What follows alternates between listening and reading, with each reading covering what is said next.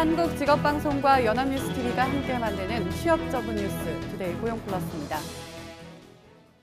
요즘 들어 취업했다는 소식 접하기 어려울 텐데요. 실제로 통계도 유사한 흐름을 보이고 있습니다.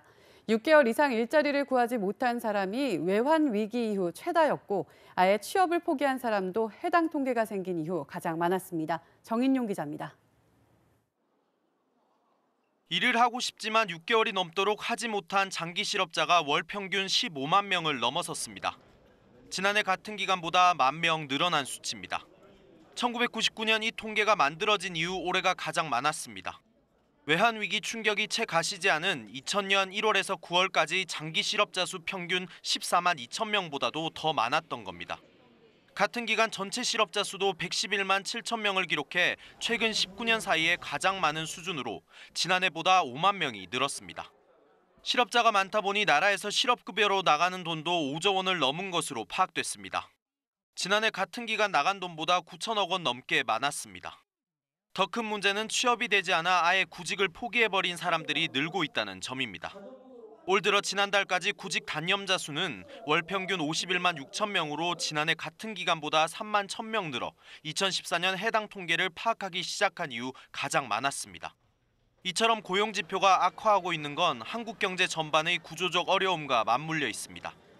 올해 실질 국내 총생산 GDP는 설비 투자와 건설 투자 부진으로 1분기 이후 2, 3분기 모두 0%대에 머물러 있고 특히 3분기는 전년 대비 2% 성장률을 기록해 9년 만에 가장 낮았습니다.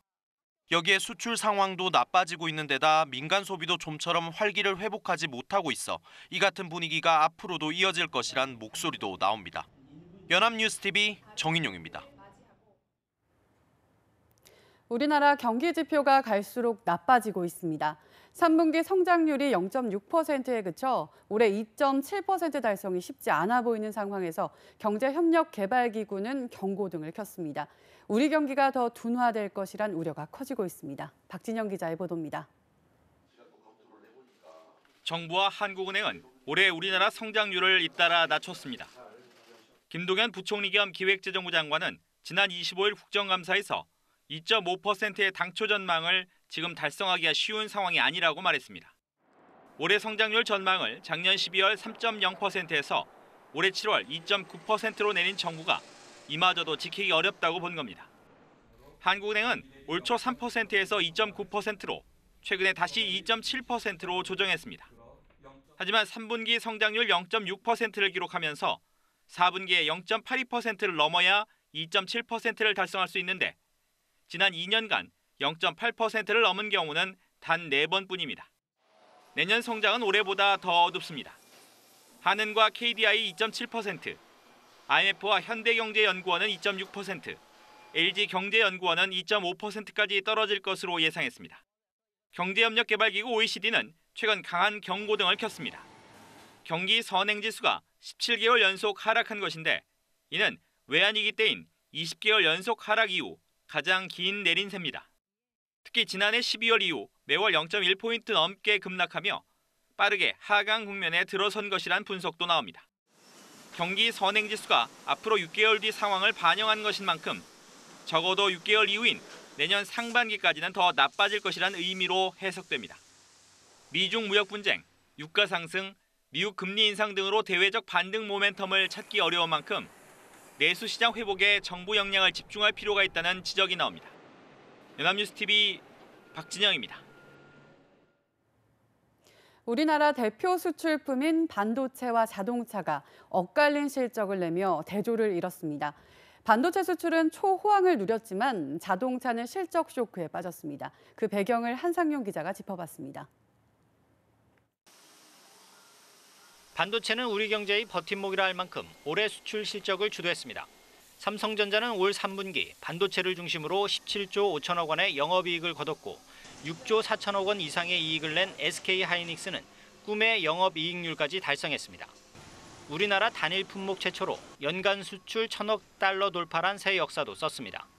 반도체의 경우에는 현재 세계 3대 회사 체제로 독점화되어 있어서 여기에서는 어느 정도 성과를 거두고 수출 호황이 곧 꺾일 거란 전망도 있지만 인공지능, 자율주행 등과 맞물려 반도체 수요는 당분간 줄지 않을 것으로 보입니다.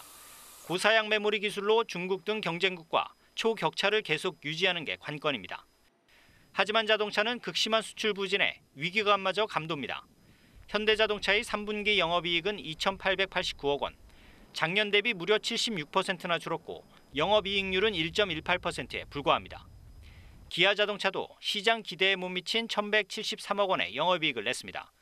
쌍용차는 7분기 연속 적자에 220억 원의 영업 손실을 기록했고 노사 간 갈등을 빚은 한국GM은 올해 1조 원대 적자가 예상됩니다. 자동차 생산국 5위를 유지하던 한국은 2년 전 인도에 6위로 밀려난 데 이어 지금은 7위인 멕시코에 추격당할 처지에 놓였습니다. 국제적으로 경쟁력을 확보하고 있다고 보기는 어려울 것 같고요. 자동차 산업의 이용 구조 역시 높게 되어 있어서 국제 경쟁력을 점차 상실하고 있는. 결국 우리 자동차 산업은 기술 혁신과 미래 자동차 분야 투자로 품질 개선에 적극 나설 수밖에 없는 상황입니다. 연합뉴스TV 한상용입니다. 증시가 끝을 모르고 추락하고 있습니다. 이번 달 들어 코스피와 코스닥 지수 모두 2008년 금융위기 이후 최대폭으로 떨어졌는데요. 이런 분위기가 내년까지 이어질 수 있다는 전망도 나오고 있습니다. 정인용 기자입니다. 이번 달 들어 코스피는 2030선이 무너졌고 코스닥도 660선으로 주저앉았습니다. 이 기간 시가총액에서 코스피는 209조 8천억 원, 코스닥은 51조 5천억 원 등 한 달 만에 주식시장에서 261조 원이 사라졌습니다. 특히 코스피 하락률 13.48%는 글로벌 금융위기 직격탄을 맞았던 2008년 10월 이후 월간 기준으로 가장 높았습니다. 외국과 비교해서도 국내 증시 추락 속도는 눈에 띄게 큽니다. 전 세계 주요 30개 주가 지수 중 코스닥 지수 하락률이 가장 높았고 다음이 대만 자취한 지수, 코스피 지수가 그 뒤를 이었습니다. 이처럼 우리 주식시장이 출렁인 이유는 외국인들의 셀코리아 영향입니다. 미국 금리 인상 이후 신흥국 금융 불안이 시작된 여파와 함께 미중 무역 갈등 등으로 안전자산 욕구가 커진 외국인들이 4조 5천억 원 넘게 팔아치운 겁니다. 당분간 이 같은 상황은 이어질 것으로 보입니다. 상황이 단기간에 개선이 될 것 같지는 않은데 한국 주가도 많이 떨어졌어요. 주식 들고 있는 입장에서는 조금 더 떨어지더라도 일단 좀 버텨야 되는 국면까지 간 것 같긴 하고요. 내년 상반기 정도까지도 조금 힘든 사이클 아닐까라는 생각은 드네요.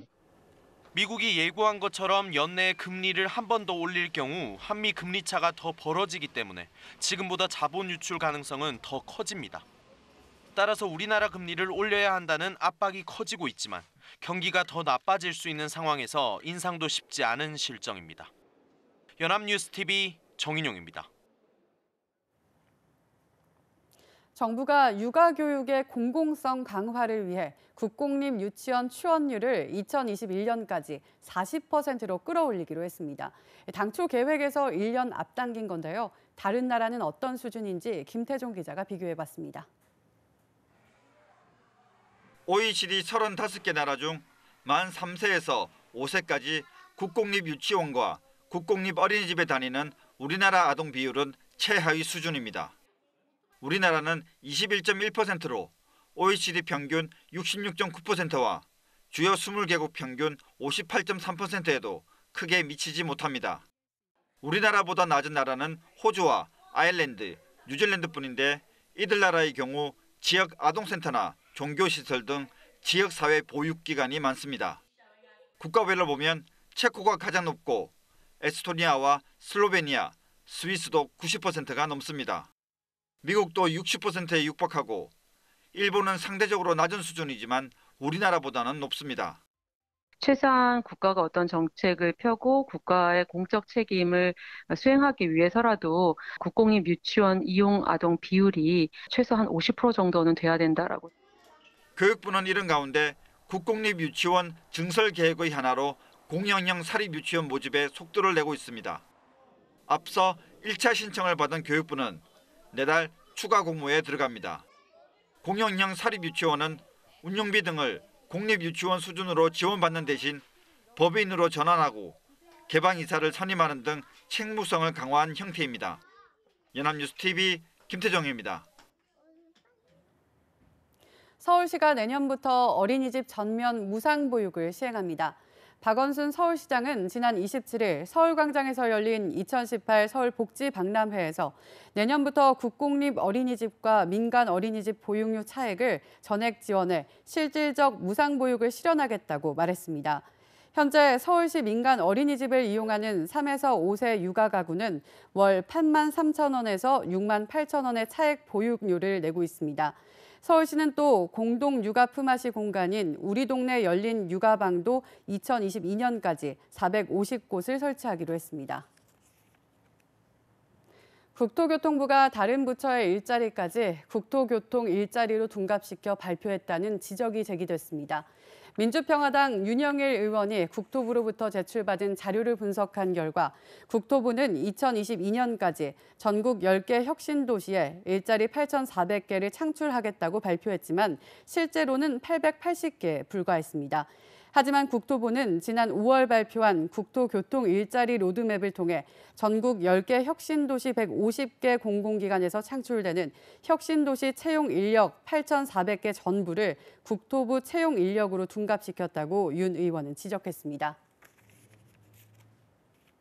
직원들의 출생 연도에 따라 단계적으로 임금 피크제를 적용한 것은 차별로 보기 어렵다는 법원 판단이 나왔습니다. 2007년 임금 피크제를 도입한 A사는 고용법 개정에 따라 직원 정년을 60세 이상으로 늘려야 하자 출생 연도에 따라 단계적으로 임금 피크제를 적용하는 방향을 운용 지침을 수정했습니다. 이에 A사 직원 45명이 임금 차별을 당했다며 소송을 제기했지만 법원은 임금 피크제를 3년이나 5년으로 일괄 적용하면 인력의 효율적 운영이 어렵거나 승진 적책의 문제 등이 발생할 수 있다며 A사의 손을 들어줬습니다.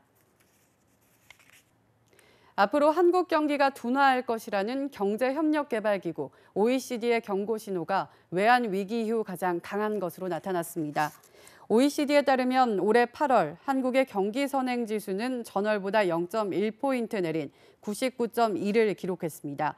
경기 선행 지수는 6에서 9개월 뒤 경기 흐름을 예측하는 지표로 100 아래로 내려오면 경기 하강을 해석합니다.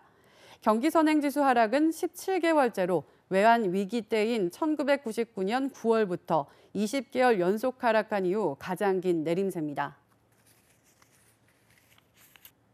사회적 대화기구인 경제사회노동위원회 출범이 요원합니다.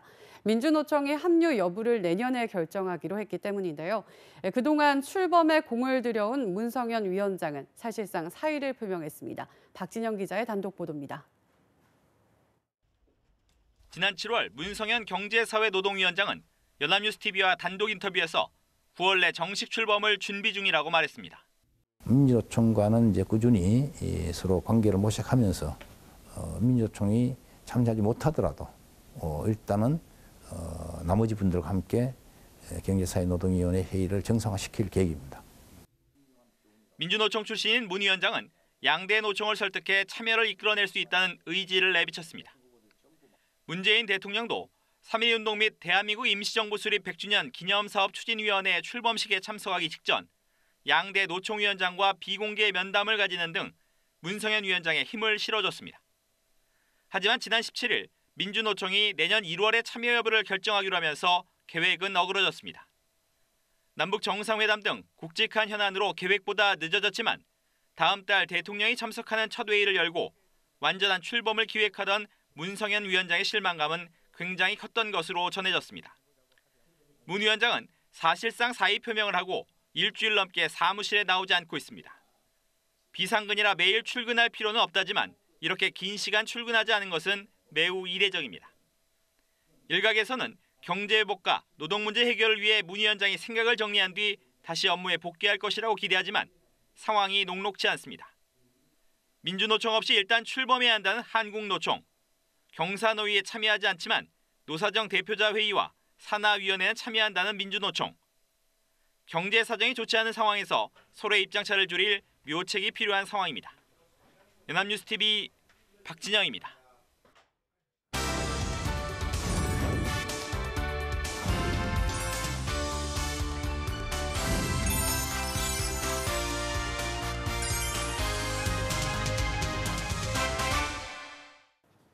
사회 경제적으로 핫한 이슈를 키워드로 알아보는 핫키워드 시간입니다. 안치홍 아나운서 안녕하세요. 안녕하세요.